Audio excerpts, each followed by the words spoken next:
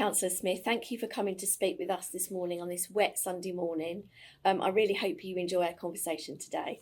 Thank you, Sarah. I'm going to ask you some questions, if that's okay, as our local councillor, about the plan for 2,000 houses in the local plan.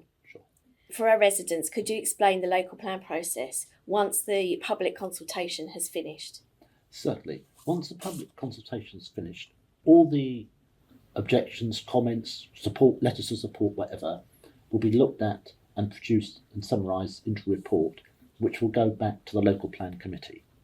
At that stage, they will then have the option to either say, fine, everything's great, we'll go forward with the local plan, send it off to the inspector, or they could say, we need some additional information, some points have been raised that haven't been fully covered, we need to get answers. Or they could say, actually, the whole thing is a complete disaster, we've got to go back to stage one and start again. Okay, thank you. The government have set a housing target that is expected to be announced in around February time for Colchester, about 1,300 houses per year. How realistic do you think that number is? Well, the target has already been set, and what they did was they moved housing that they were going to build in London out to the surrounding areas. So Colchester got a 20% increase in its housing target.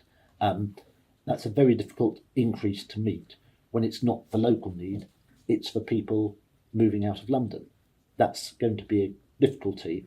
And now that the government has also decided not to widen the A12, we're not going to get the infrastructure that we need to support that growth. So it's all very well building the houses, but if the people can't get from their houses to their jobs, they're going to be no use. So it's going to be a challenge. It's going to be a real challenge, and the numbers are very high for us to make. Last year, total house building in Colchester was only about 700. Okay. So you're looking at doubling the number of houses that are being built each year. And local house builders are not keen on that. They don't feel that they can sell those houses. And clearly, if they can't sell the houses, they're not going to build them. No, and there's been a lot in the press already about how these targets are just not going to be met and how unrealistic they are. Absolutely. They're very difficult to make without taking a huge investment in infrastructure and saying, right, we need to build new rural schools, new roads, new water supplies before we build the houses.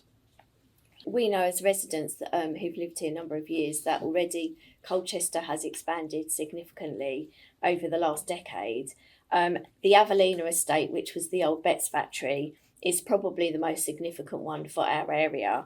What can we learn as residents opposing planning, potential planning applications around Bullock Fields? What can we learn from the Avellina application that we could use? I think from the Avellina application, there was a great deal of community involvement from the early stages. The St John's Residents Association, in general, supported the development of the site up there because they recognised that we do need to build some more houses. They ensured that a good quality development was built, that there was sufficient open space up there, and they arranged for a lot of the services to be there. And it did also meet our requirements for social housing as well. In fact, got extra units of social housing in there, which was something that Colchester desperately needs. And that's really good, but am I right in saying that was on brownfield land? That was an old factory site. Yep. So therefore it was easy to develop. Practically in Colchester, we have now run out of brownfield sites. We've developed on the Paxman site, we've developed on the Welshwood site down by the railway station, we've developed on the old Shepherd's Hospital site. So we've run out of brownfield sites. We now have to look at doing greenfield sites or to go back to basics in the plan and increase the density of housing. Yeah. Those are simply the choices. So as someone suggested the other day, maybe thinking about going up rather than going out. Exactly. And that has the advantage that if you do that, you can build in the city centre where you've already got a lot of the infrastructure, so you don't have extra traffic congestion. Well, that sounds more sensible. Paul, as a recent Cabinet Member for Housing, what kind of housing does Colchester really need? And are the fields around Bullock and Welshwood suitable for that housing? Well, what we need, with 450 families currently in temporary accommodation What we need is social housing for rent. These people, these families, are not going to be able to afford to buy properties. If they could, they wouldn't be in temporary accommodation. The fields around Welshwood and Bullock will be much more suitable for executive housing. Let's face it, Welshwood Park has got some of the most expensive housing in Colchester already. They're not going to build small terraced units around there. They're going to build large executive style homes. So we'll end up with the wrong type of housing in the wrong place, and that's going to cause a real problem because it's not meeting Colchester's real needs. Okay, thank you.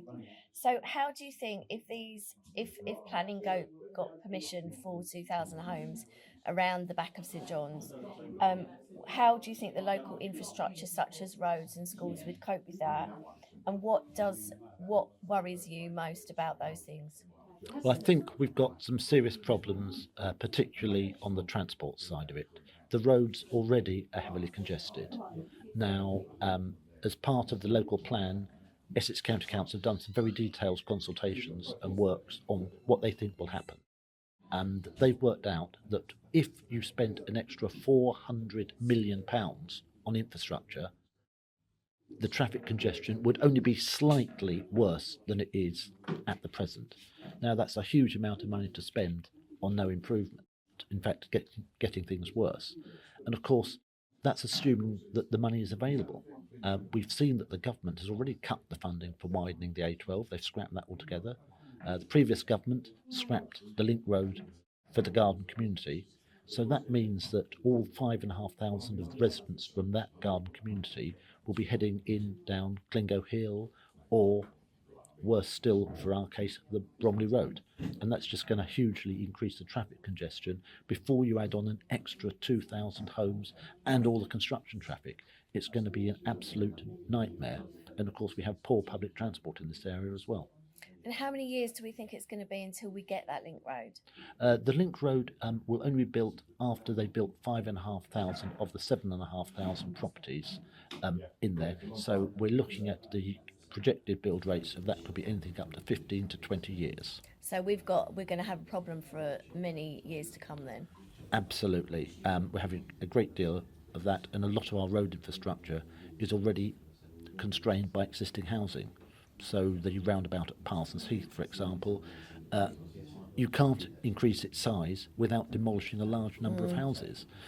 If you start doing that, that puts the point of why you're building houses when you're having to knock down houses to build them. It's just not sensible. No, absolutely. And St John's Road, both ends, is always really congested already, going up to Parsons Heath and towards the Ipswich Road. So that's only just going to get worse. Absolutely. It will absolutely gridlock those areas.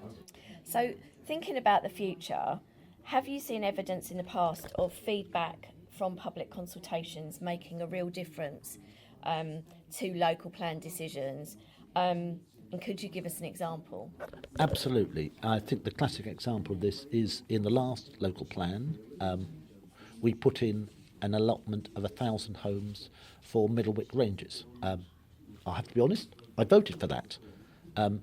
We've had a very effective public campaign. They pointed out that the reports that we had relied on were unreliable. The Middlewick site came in very late to the local plan, so perhaps we didn't scrutinise the reports as carefully as we should have done. That now is being taken out of the local plan.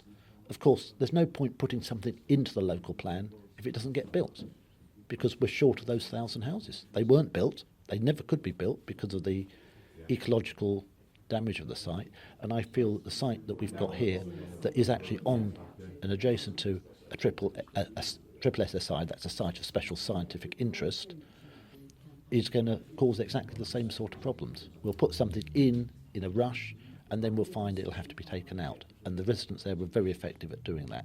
They raised a lot of complaints, a lot of objections, and the council has listened to them. So do you think, is your sense that actually that's what's happened with the fields around Bullock Woods and Welshwood, that the council have been desperate for numbers and they've just they needed to put something in to make the numbers, but knowing it's really not suitable? I think they're going to struggle very hard with the viability, particularly with the evidence that's been produced about the linkage between the fields and Bullock Wood. If you cut off the fields and built on the fields, you wouldn't have the water to keep the woods in the condition that they have been, and that's going to destroy the triple SSI, and that's going to cause serious problems. No doubt a developer will claim they can alleviate it.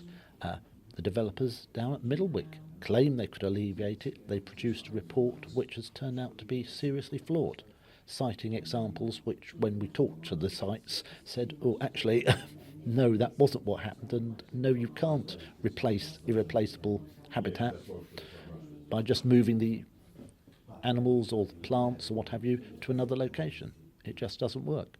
And we know from the work that our team have been doing since we started this campaign, and the detailed look into the work that the council planners have done either themselves or commissioned, that a lot of their own reports, in fact the majority of them, are saying that there are more reasons not to build around Bullock Wood than there are.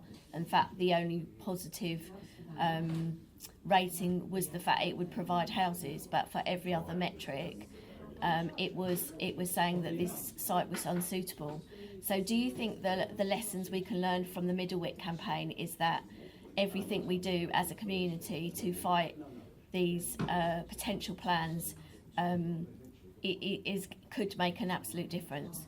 Absolutely. We have a council in Colchester that has shown that it will listen to people. It won't just keep going with saying we put it in the plan, we're going at keeping it in there.